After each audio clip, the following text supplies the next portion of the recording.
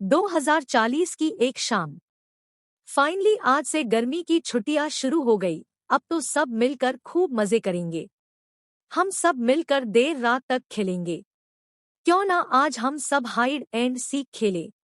Hide and seek, हाँ हाँ, यही खेलते हैं। आज सभी बहुत खुश थे और हाथ छटवाकर यह तय करने में लग गए कि सबसे पहले दाम कौन देगा। रानू इस बार दाम दोगी, सबने हंसते हुए मिलकर कहा। रानू को अपनी आंखें बंद कर 1 से 100 तक गिनती बोलने को कहा। उसने आंखें बंद कर ऊंची आवाज में गिनती गिनना शुरू किया। जैसे ही गिनती शुरू हुई वैसे ही बच्चे दौड़कर अलग अलग कोने में छुपने लगे। गिनती 100 तक पहुंचते ही रानू ने जोर से चिल्लाते हुए कहा, मैं आ रही हूँ। सारे बच्चे सावधान हो गए ताकि रानू को पता न चल सके कि वे कहाँ कहाँ छुपे हैं। रानू ने अब अपनी आंखें खोलकर एक एक को ढूंढना शुरू किया। धीरे धीरे एक के बाद एक सब मिलने लगे, लेकिन बिनी अब भी कहीं नजर नहीं आ रही थी। वह बिनी को ढूंढने की कोशिश में जुटी थी और बाकी बच्चे छुपी हुई बिनी का हौसला बढ़ाते हुए जोर जोर से चिल्ला रहे थे, छुपे रहना भाई, आया है सिपाही। रानू के चेहरे पर मुस्कान दौड़ गई। Hey bot, start the game. Ranu इस आवाज से चौंककर अचानक अतीत से आज में लौट आई। उसने ठंडी सांस भरी और ड्राइंग रूम में अपने आसपास नजर दौड़ाई। उसके पास ही सोफे पर 7 साल का टोरा अपने दोस्त बोट के साथ कोई रेसिंग गेम खेल रहा था। लाखों की आबादी वाले इस भरेपूरे मेट्रो शहर में बोट ही टोरा का इकलौता दोस्त है। और टोरा का ही क्यों, यह तो आज 2040 में हर बच्चे का इकलौता दोस्त है। कृत्रिम बुद्धि वाला रोबोट दोस्त बोट। टोरा बहुत कम बात करता है, उसमें भी ज्यादातर बोट से ही। 25 के टेम्परेचर पर एसी चलने के बावजूद रानू पसीने से तरबतर हो रही है। उसे कुछ घुटन सी महसूस हुई। उसे लगा कि सांस लेने में दिक्कत हो रही है और उसे बाहर खुले में निकल जाना चाहिए। लेकिन यहाँ बाहर तो निकला ही नहीं जा सकता। बाहर इन दिनों बेतहाशा गर्मी पड़ रही है। तापमान का पारा 55-60 को छू रहा है। गर्म हवाओं के थपेड़े चल रहे हैं। इसीलिए उसने पूरे घर को कवर कर लिया है। शहर के बाकी घरों की तरह खिड़कियों से शीशे तो दूर की बात, भारी पर्दे तक नहीं हटते कि धूप का कोई रेशा भीतर आ सके। उसने एसी का रिमोट उठाया और टेम्परेचर 20 पर टिका दिया। कुछ देर के लिए शरीर को राहत मिली पर मन अभी भी बेचैन था। वह बार बार पुराने दिनों की याद में खो जाती। जब से उसने सोशल साइट पर मौसी की डेट का मैसेज पढ़ा था, तब से ही उसके मन में उथल पुथल मची हुई थी। कितने दिनों से नहीं मिल पाई थी वह अपनी मौसी से। कुछ सालों पहले उसे किसी ने बताया भी था कि मौसी की तबीयत बहुत खराब रहती है और तुमको अक्सर याद करती रहती है। कभी वक्त ही नहीं निकाल पाई। सच तो यह है कि मैंने कभी वक्त निकालने की कोशिश ही नहीं की। मौसी का शहर यहाँ से 150 किमी ही दूर था और 800 किमी प्रति घंटे की रफ्तार वाली मैग्लेव ट्रेन से वह 2.5-3 घंटे में उनसे मिलकर लौट भी सकती थी। रानू मौसी के बहाने अपने ही बचपन में फिर खोने लगी थी। वे दिन याद आए जब वह मौसी के घर छुट्टियों में जरूर जाया करती थी। मौसी वर्किंग वुमेन थी। वे घर के साथ ऑफिस की जिम्मेदारियां भी बखूबी निभाती। इस बीच घर में आने जाने वालों का भी खूब ख्याल रखती। मायके या ससुराल में कोई भी काम होता तो सबसे पहले मौसी से सलाह मशविरा जरूर होता। वह मौसी से बहुत प्रभावित थी और बड़े होने पर उन्हीं की तरह बनना चाहती थी। मौसी ने उसे विज्ञान पढ़ने के लिए प्रेरित किया था और इसी वजह से उसने अपनी आगे की पढ़ाई के लिए विज्ञान विषय चुना था। यहाँ तक कि ग्रेजुएशन के बाद की पढ़ाई उसने मौसी के पास रहकर ही पूरी की थी। मौसी उसे अपनी बेटी की तरह ही रखती और उसकी हर छोटी बड़ी जरूरतों का ध्यान रखती थी। लेकिन हर सपना पूरा ही हो, ऐसा कहा होता है।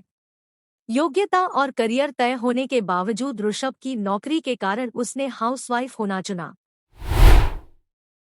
अचानक उसकी नजरें टीवी स्क्रीन पर गई तो याद आया कि वेजिटेबल्स और ब्रेड ऑर्डर करना है।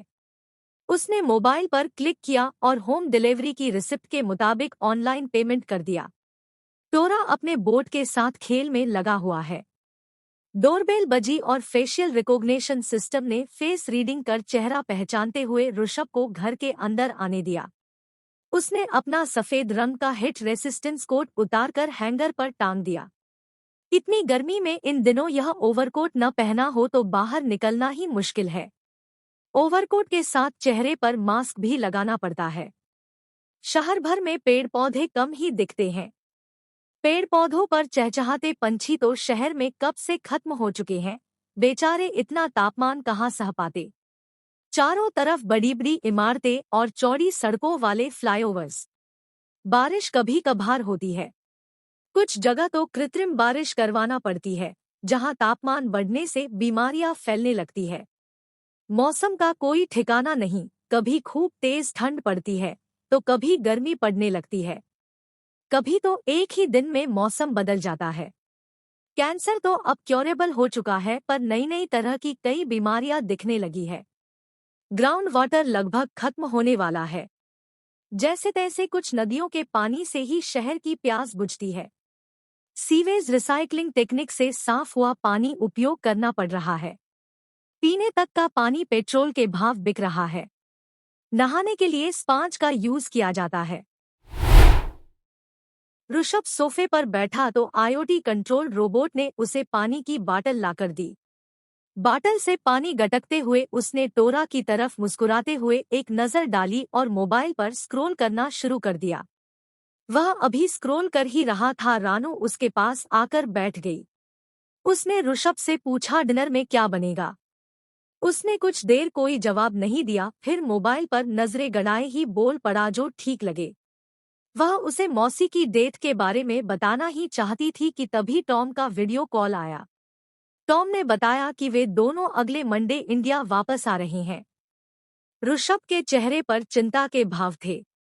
उसने पूछा, अचानक क्यों? टॉम बता रहा था, वही रोबोट वाला चक्कर। रोबोट तो जैसे अब हाथ धोकर इंसान के पीछे पड़ गया है।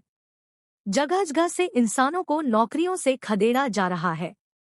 ऋषभ ने कहा, अरे हाँ, इसने तो यहाँ भी लाखों नौकरियां छीन ली है। ये बेरोजगार लोग अब कैसे जिएंगे? इतना कहते हुए उसे अपनी नौकरी पर खतरा मंडराता नजर आया। टॉम ने कहा कि माँ से बात करा दीजिए, तो उसने फोन रानू को पकड़ा दिया। लेकिन ऋषभ के मन में नौकरी का डर बड़ा हो गया। टॉम रानू से उन दोनों पति पत्नी के वापस आने के बारे में बताता रहा और आखिर में उसने अपने बेटे टोरा के बारे में पूछते हुए कॉल डिस्कनेक्ट कर दी।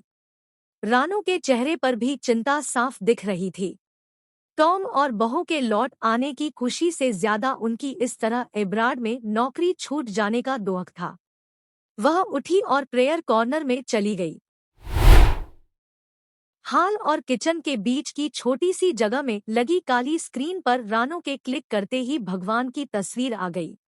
इस सिस्टम में हर वार के हिसाब से देवता फीड है। सोम को शंकर, मंगल को देवी और बुध को गणेश ऑटोमेटिक आ जाते हैं। उसने स्क्रीन टच के मेन्यू में जाकर पूजा का ऑप्शन क्लिक किया तो मंत्रों के साथ स्क्रीन पर पूजा शुरू हो गई। वह हाथ जोड़कर बैठ गई और उधर मूर्ति पर पानी, दूध, फूल चढ़ाया जा रहा है। स्क्रीन में ही दिया भी लग गया और आरती भी हो गई। प्रेयर कॉर्नर की स्क्रीन ऑफ कर वह किचन रोबोट की तरफ मुड़ी और डिनर का मेन्यू फीड कर वह फिर सोफे पर आ गई। टोरा ने बोर्ड को स्विच ऑफ किया और स्कूल का लैपटॉप लेकर होमवर्क के लिए अपने कमरे में चला गया। रानू ने देखा कि ऋषभ अपने में ही खोया हुआ है। वह अपने मोबाइल में तेजी से स्टेटस को स्क्रॉल कर रहा था। रानू ने पूछा, परेशान हो? ऋषभ ने गर्दन हिलाई। नहीं तो उसे लगा कि यह आवाज ऋषभ के गले से नहीं मोबाइल से आई है। उसने कुछ उदास होते हुए बताया कि मौसी नहीं रही। ऋषभ पर इसका कोई असर नहीं हुआ तो उसने दोबारा यही बात कही। इस बार ऋषभ ने स्क्रॉल करते हुए धीमे से कहा, ठीक है, कंडोलेंस मैसेज भेज दो।